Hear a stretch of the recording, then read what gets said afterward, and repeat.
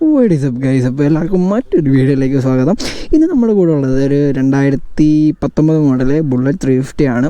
അതായത് 2018 വണ്ടിയാണ് ടെക്നിക്കലി, പക്ഷേ 19 രജിസ്ട്രേഷനാണ്. ഇതിനെ പറ്റിയിട്ടുള്ള ഡീറ്റെയിൽ ആയിട്ട് റിവ്യൂവും കാര്യങ്ങളും ആയിരിക്കും നമ്മുടെ വീഡിയോ. ആദ്യമേ തന്നെ വണ്ടി ഞാൻ മൊത്തത്തിൽ നിങ്ങൾക്കൊന്ന് കാണിച്ചു തരാം. നമ്മുടെ ഫ്രണ്ട്സാണ് കേട്ടോ നിൽക്കുന്നത്. ഫുള്ള് ബ്ലാക്ക്, ഗ്ലോസി ബ്ലാക്ക് കളറാണ് കേട്ടോ. എന്തായാലും ആദ്യമേ എഞ്ചിനിൽ നിന്ന് തന്നെ നോക്കുകയാണെങ്കിൽ ഒരു അന്നത്തെ കാലത്ത് ട്വിൻ സ്പാർക്ക് ടെക്നോളജി എന്ന് പറഞ്ഞ് എൻഫീൽഡ് ഇറക്കിയ ഒരു ടെക്നോളജിയാണ് ഈ ട്വിൻ സ്പാർക്ക്. അതായത് ഇവിടെയും അപ്പുറത്തും സ്പാർക്ക് പ്ലഗ് ഉണ്ട്, ഒരു മെയിനും ഒരു സെക്കൻഡറി. കാർബറേറ്റർ വേർഷനാണ് കേട്ടോ. ഇപ്പം ഇറങ്ങുന്ന എല്ലാ ഒട്ടുമിക്ക വണ്ടികളും ഫ്യൂൽ ഇഞ്ചക്ഷനാണ്, പക്ഷേ ഇത് കാർബറേറ്റഡ് വണ്ടിയാണ്. അതേപോലെ തന്നെ സെൽഫും കാര്യങ്ങളും ഒന്നും കൊടുത്തിട്ടില്ല. പകരം നമ്മുടെ നോസ്തു പണ്ടത്തെ പോലെ ചവിട്ടി സ്റ്റാർട്ട് ചെയ്യണം. അതും പാടൊന്നുമില്ല കേട്ടോ, നൈസാണ്. ഒറ്റ കിക്കിന് വേണ്ടി സ്റ്റാർട്ടായിരിക്കും. നിങ്ങൾ നോക്കേണ്ട, ഇത് ഹീറ്റ് കാലയിലോട്ട് അധികം അടിക്കാതിരിക്കാൻ വേണ്ടി ചെയ്ത ഹീറ്റ് ഡ്രോപ്പാണ്. ബേസിക്കലി എഞ്ചിൻ്റെ പുറമേയുള്ള പറയുകയാണെങ്കിൽ അപ്പം ഇതൊരു ടെക്നിക്കലി എയർ കൂൾഡായിട്ടുള്ള എഞ്ചിനും കാര്യങ്ങളുമാണ്. അതിൻ്റെ പവർ ഫിഗേഴ്സ് നോക്കുകയാണെങ്കിൽ 20 ഹോഴ്സ് പവർ 6100 RPM, അതേപോലെ തന്നെ 7 newton metre of torque 4000 RPM ഈ ഒരു എഞ്ചിൻ പ്രൊഡ്യൂസ് ചെയ്യുന്നത്. കിഡിലും ടോർക്കി ആയിട്ടുള്ള ഒരു എഞ്ചിനാണ് കേട്ടോ. അതിന് കാരണം ഈ ഒരു ലോങ് സ്ട്രോക്ക് തന്നെയാണ്. പക്ക ടോർക്ക് കൂടിയ ഒരു എഞ്ചിനാണ്, ഹോഴ്സ് പവർ കുറവാണെങ്കിലും. അതേപോലെ തന്നെ സീറ്റിൻ്റെ കുഷനിങ് നോക്കുകയാണെങ്കിൽ വെൽ കുഷൻഡ് ആയിട്ടുള്ള സീറ്റ്സാണ്. സ്പെഷ്യലി റൈഡറിൻ്റെ സീറ്റാണെങ്കിൽ ഇത് കണ്ടോ, ഇവിടെ ഒരു കർവിങ് ഒക്കെ ഉണ്ട്. നമ്മുടെ ബാക്ക് അത്യാവശ്യം നല്ല രീതി സപ്പോർട്ട് ചെയ്യാൻ വേണ്ടിയിട്ടുള്ളൊരു കവും കാര്യങ്ങളൊക്കെ ഉണ്ട്. ഇതാണ് വണ്ടിയുടെ നമ്മൾ കയറിയിരിക്കുമ്പോൾ കിട്ടുന്നൊരു ഫീല്.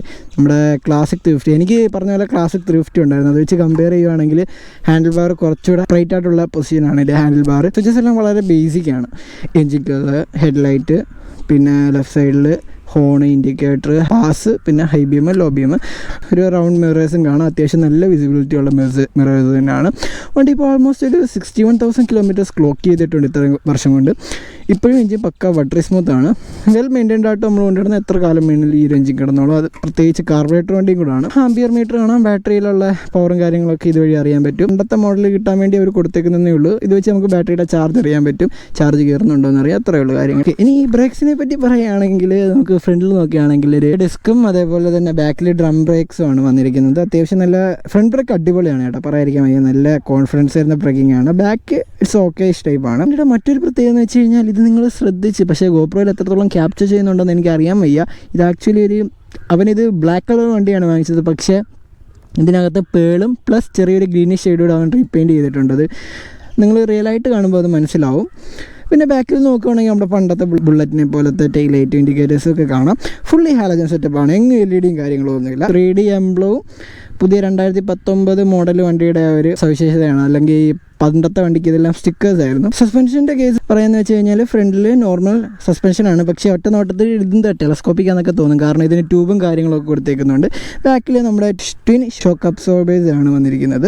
റിംസ് ഒക്കെ ബ്ലാക്ക് പെയിൻറ്റ് ചെയ്തിട്ടുണ്ട് കേട്ടോ. അപ്പോൾ ടയർ സൈസ് നോക്കി വെച്ചാൽ ഫ്രണ്ടിൽ 100ഉം അതേപോലെ തന്നെ റിയറിൽ 120 സെക്ഷൻസിൻ്റെ ടയേഴ്സാണ് വരുന്നത്.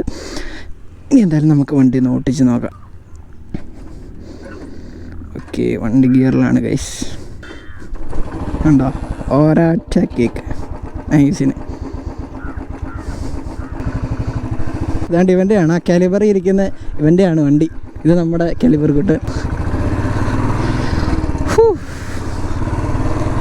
ഒരു ഇനീഷ്യൽ ടോർക്കുണ്ടല്ലോ എൻ്റെ മോനെ, സീൻ റൈറ്റ് എടുക്കാം. ഇനിയിപ്പോൾ റൈഡ് കംഫർട്ടിനെ വെച്ച് പറയുകയാണെങ്കിൽ പ്രത്യേകിച്ച് ഞാൻ പറയേണ്ട ആവശ്യമില്ലല്ലോ. അന്യായ കംഫർട്ടാണ്, കാരണം ആ സീറ്റിൻ്റെ കുഷനിങ് നിങ്ങൾ നേരത്തെ കണ്ടതല്ലേ. അതിൻ്റെ കൂടെ ഈ ഒരു അപ്രൈറ്റ് റൈഡിങ് പൊസിഷൻ, പിന്നെ ഈ ഒരു ടോർക്കി ആയിട്ടുള്ള എഞ്ചിൻ, ഈ ഹൈ ഗിയേഴ്സിലൊക്കെ നിങ്ങൾക്ക് വളരെ അനായാസം വണ്ടി ഓടിച്ചുകൊണ്ട് കിടക്കാം. അതായത് ഇങ്ങനെ ഗിയർ ഡൗൺ ചെയ്യണമെന്നുള്ള തോന്നലൊന്നും നമുക്ക് വണ്ടി നൽകില്ല. പക്ക സ്മൂത്തോട്ട് ഇങ്ങനെ ഒഴുകി അങ്ങ് പൊക്കോളും. ഈ വണ്ടിയുടെ ഒരു ക്രൂസിങ് പോയിൻ്റ് എന്ന് പറയുന്നത് ഒരു 80 to 90 ആ റേഞ്ചാണ്. ആ ഒരു സ്പീഡിൽ പോയി കഴിഞ്ഞാൽ നമുക്ക് ഒരു ഡിസ്കംഫേർട്ടും വരത്തില്ല. നൈസായിട്ട് നമുക്ക് ക്രൂസ് ചെയ്തു.